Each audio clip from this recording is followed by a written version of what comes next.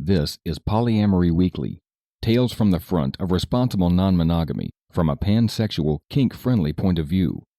A warning for our under-18 listeners. This is an adult-oriented podcast about really lascivious things, like communication and honesty in relationships. If you're under 18 and looking for upfront advice and answers to questions about sex, please visit scarletteen.com.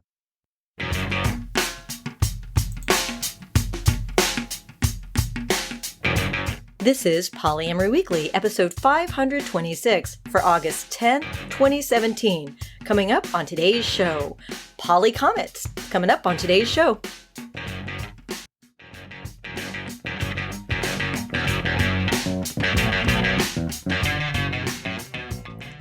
Hello, everyone. I'm your host, Minx, and sitting in the co-host chair today is the awesome co-host, Koe Creation. Welcome. Thank you so much. Hi, my name is Koe Creation. I am your second generation polyamorous kid and perspective for younger and solo poly people. Thanks for having me. Thank you for agreeing to record fairly early on a Saturday morning. Yeah, you know. We appreciate the sacrifice. Of course. Well, let's dive right into our announcements, and we've also got Poly in the news before we even get to our topic. I just wanted to point out that Poly Dallas Millennium, which was the event that Lusty Guy and I went to a couple weeks ago, got this fantastic write-up in the Dallas Observer, which is really cool. It's entitled, Dallas Symposium Puts Polyamory on Center Stage.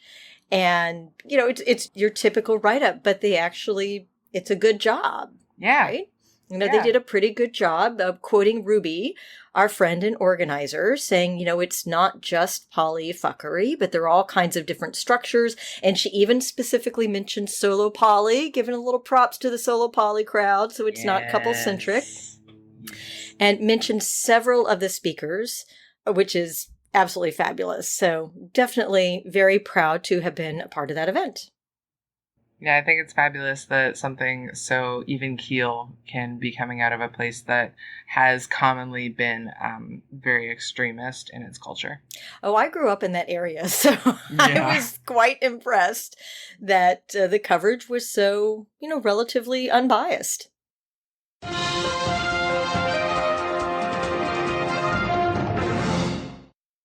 Our first Poly in the News article this week actually came out at the end of July. We just have been a little lackadaisical about our production schedule this August.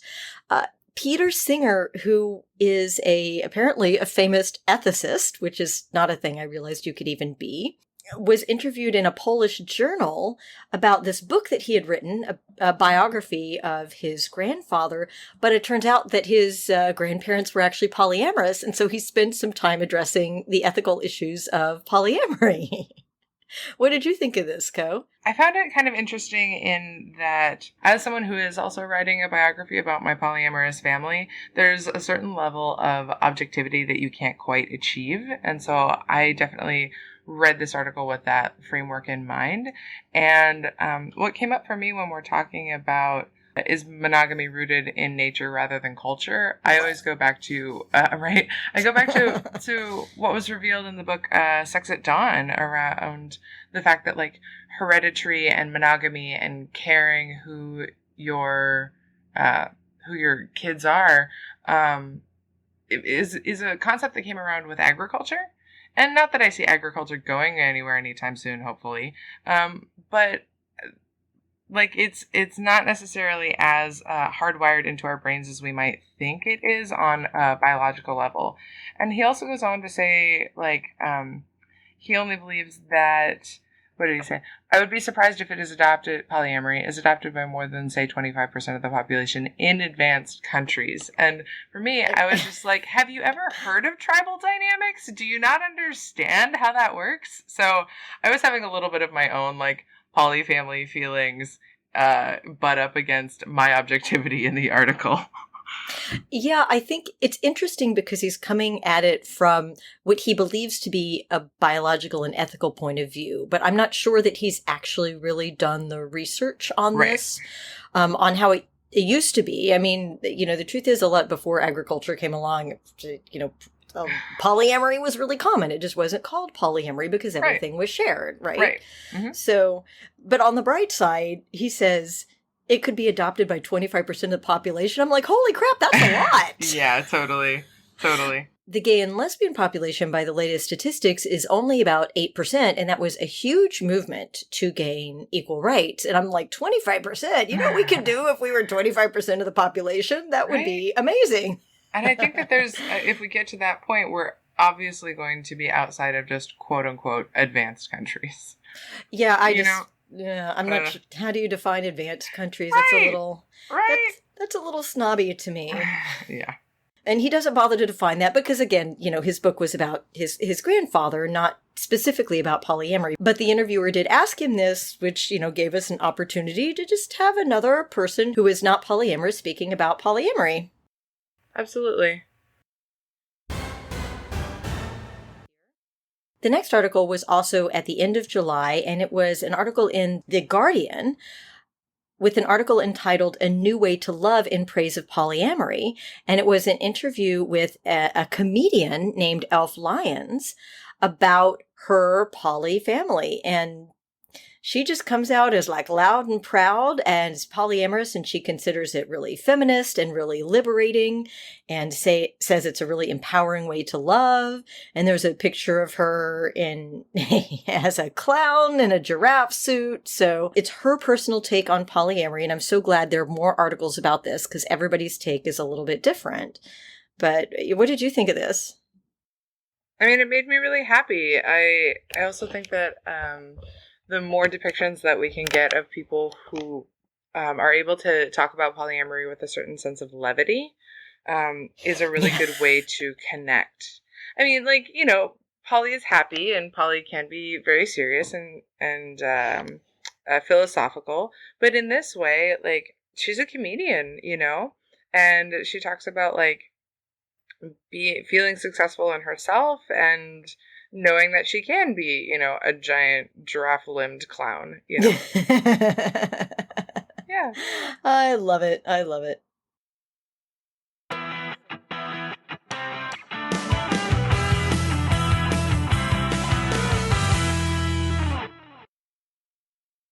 Our topic this week is actually an audio comment that was called in from a listener.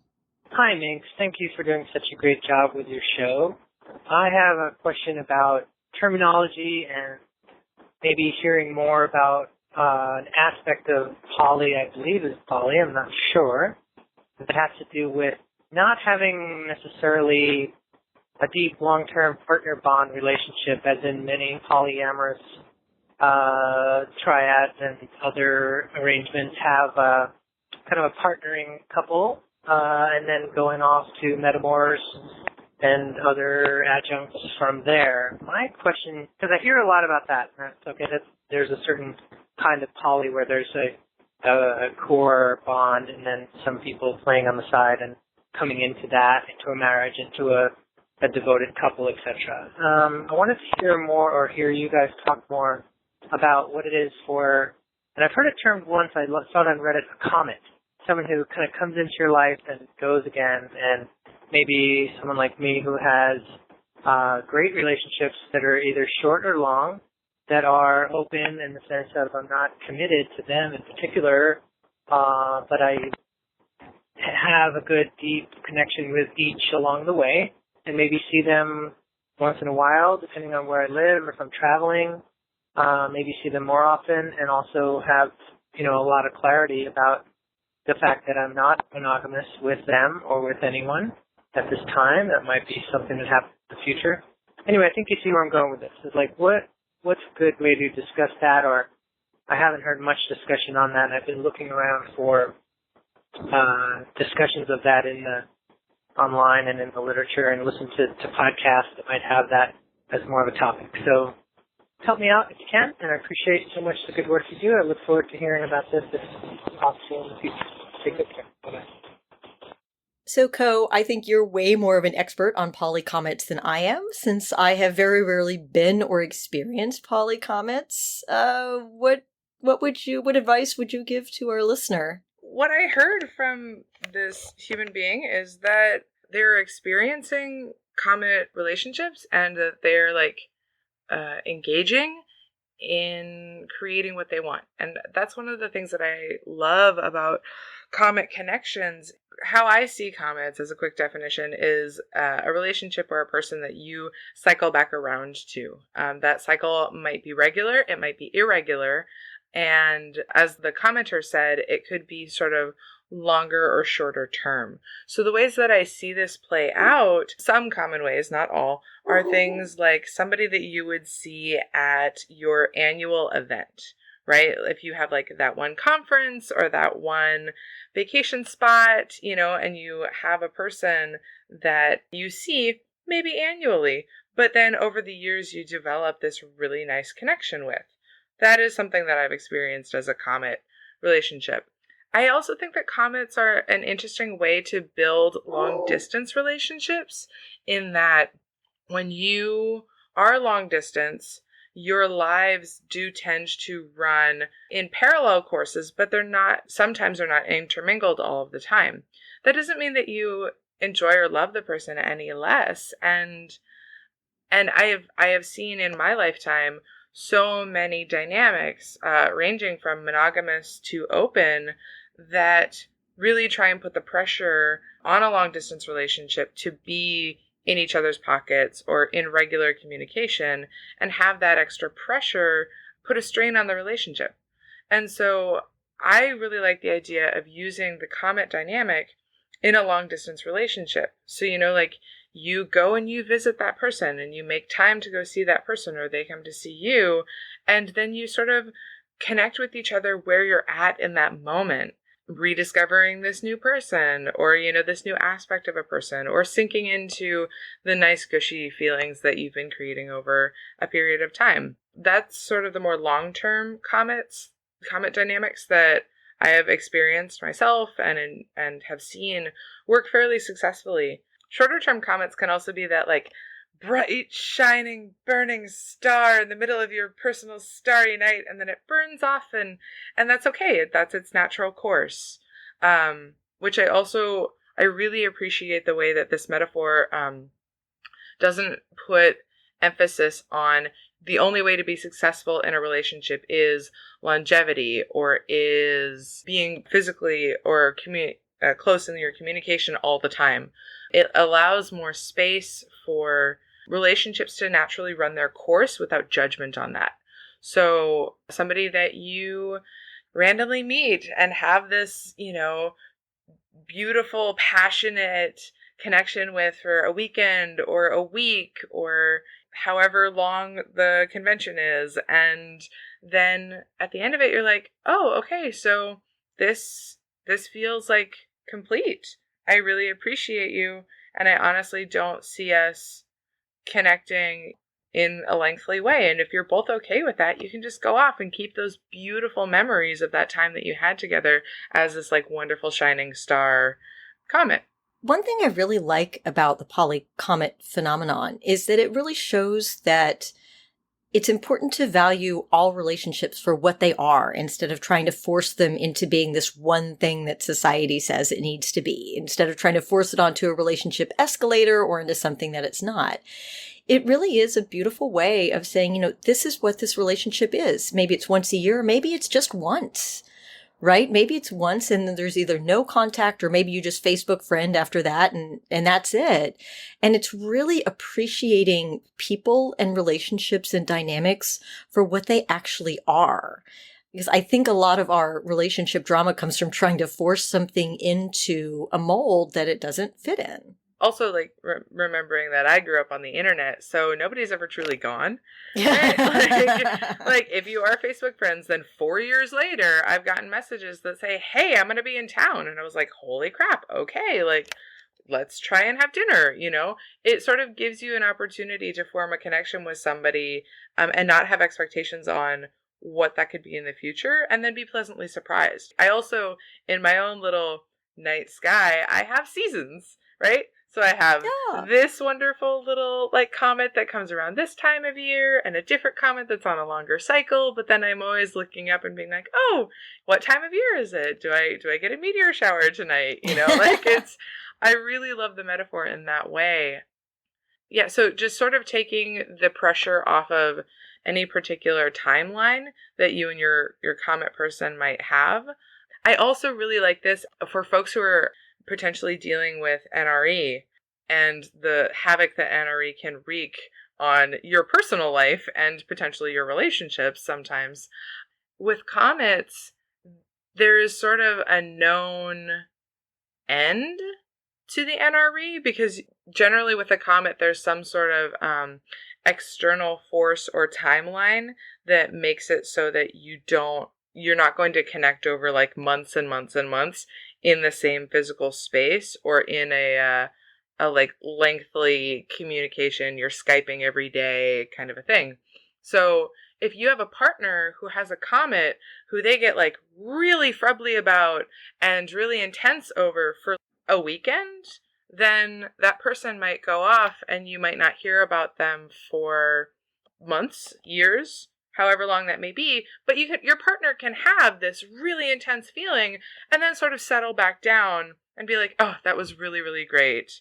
And get back to like your relationship and your wherever you're at.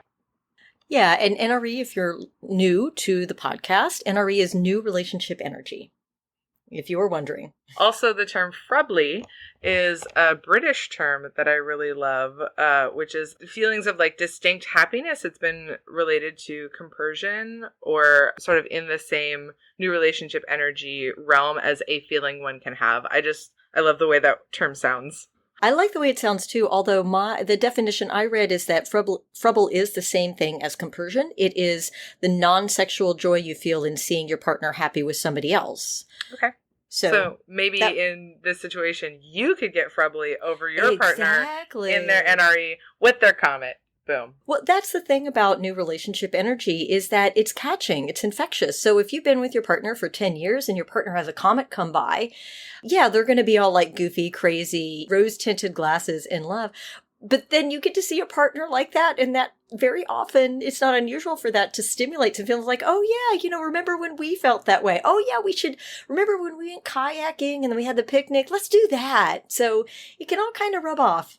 Yeah, just to give a shout out to the solo poly in this concept, comet is one of my favorite relationships to enact. Like, you know how Dan Savage and his husband have their very special guest star? Mm-hmm. I feel very much like that. Like I am a very special guest star when I make the effort to come and connect with somebody, especially like if I travel to see a person in their home, in their space, I get treated very well. There's a sort of focused attention on me and on this connection that feels really good. And then I'm not shamed for going off and having my life, right? And having multiple other comets. So yeah, it's very validating for me and my solo identity because I can have multiple comets and then I can get my little like deep dives, rush of endorphins, and have that be valid and legitimate. Nice.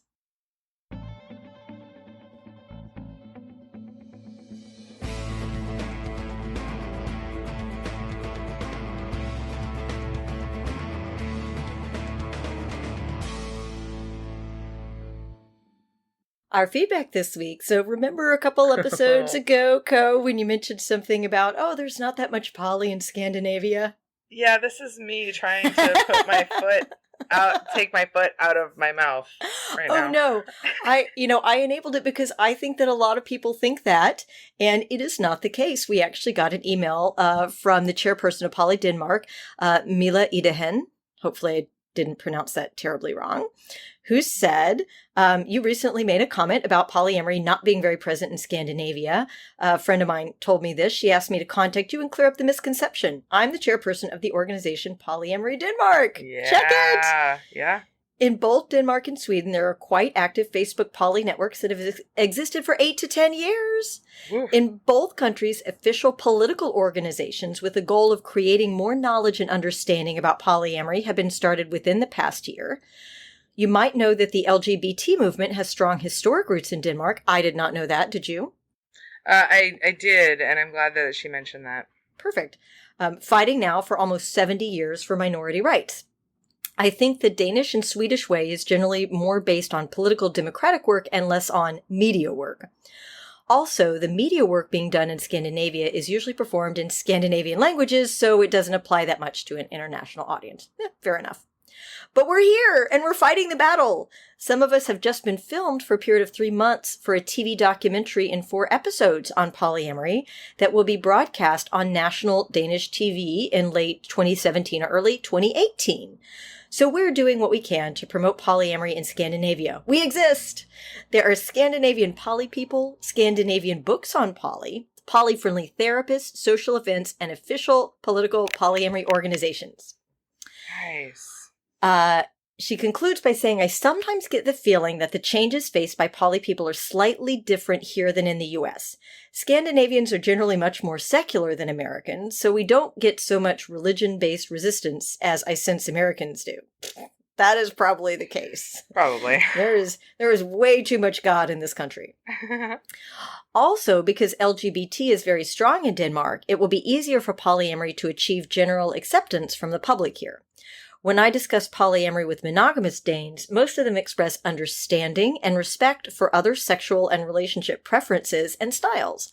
So I actually feel quite optimistic about polyamory in Scandinavia. It will probably be the easiest part of the world for creating general respect and understanding of poly. And we're working on it, but doing it the Scandinavian way. I totally want to move to Denmark. Do you want to move to Denmark? I do. Well, what's really interesting is I am of Scandinavian descent, and it has been one of my goals to go to Scandinavia. And so I had been a little bit nervous about what is the general feeling about polyamory in Scandinavia. So like, this is the best call out I've ever gotten in my life. And now I'm like, oh, sweet. So when I go to Scandinavia, I'll be fine. And I do appreciate that sometimes we as Americans can get a little bit media focused on American and English media presentation and looking at things, the Western way. And so I do really appreciate that, like, go you. Do it Scandinavian style. I appreciate that. For the last year, I actually worked for a company that was based in Denmark, so I worked with a lot of Danes, and I would listen to a podcast called How to Do Business in Denmark because the culture was a little different and I couldn't quite get a grasp on it.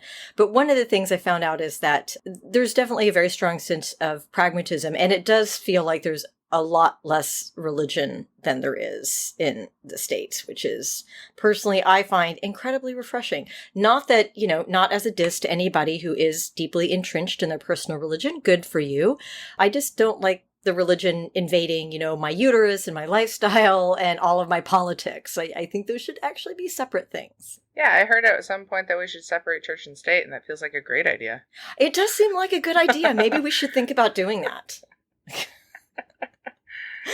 Well, I think that about wraps it up for today's show. We are a free resource. We've helped hundreds of thousands of people navigate their introduction to polyamory. If you make a donation, thank you. If you are one of our subscribers, thank you, because those donations keep our podcast free for everybody, both inside and outside the community. If you have questions, comments, or feedback, email polyweekly@gmail.com or call 802-505-POLY. Koe, how can people get a hold of you? People can get a hold of me at koecreation.com and Koe Creation or Koe Create, CREATE, on social media. We have like a very enthusiastic dog commentary in the background. It's true. He wants to let you know that he approves of everything we just said. It is your cheering section. I love it. Great. Thank you so much for having me, Minx. All right. Thanks everyone for listening, and remember, it's not all about the sex.